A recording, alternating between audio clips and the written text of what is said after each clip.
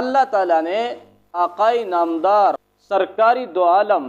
صلی اللہ علیہ وسلم کو خاتم النبیین بنا کر جن مقاصد عالیہ کے لیے مبعوث فرمایا، ان میں سے ایک اہم مقصد وہ تزکیہ ہے، یعنی انسانوں کو اچھے اخلاق اختیار کرنے اور برے اخلاق سے دور رہنے کی تلقین کر کے بہترین مہذب اور با اخلاق انسان بنانا۔ یہ کام اگرچہ تمام دیگر انبیاء کرام علیہ الصلاۃ والسلام بھی اپنے اپنے زمانے میں انجام دیتے چلے آئے ہیں، مگر جناب محمد رسول اللہ صلی اللہ علیہ وسلم کی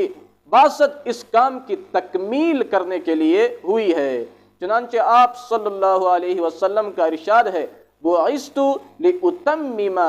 حسن الاخلاق،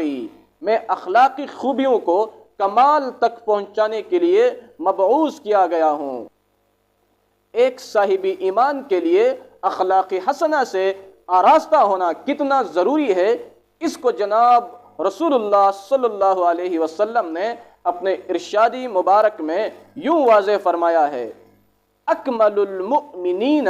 ایمانا احسنهم خلقا، کہ سب سے کامل درجہ کا مسلمان وہ شخص ہے جس کے اخلاق سب سے اچھے ہیں۔ خلق حسن یعنی اچھا اخلاق کیا ہوتا ہے؟ اچھا اخلاق اس ملکہ راسخہ کا نام ہے جس کی بنا پر اچھے اعمال آسانی کے ساتھ بلا تکلف صادر ہوتے ہیں۔ اسلام میں پسندیدہ اخلاق کی ایک طویل فہرست ہے، جن میں صبر و شکر، صدق و امانت،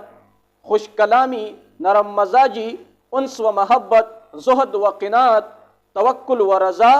ایثار و قربانی، تواضع و خاکساری، احسان و سخاوت، رحم دلی وغیرہ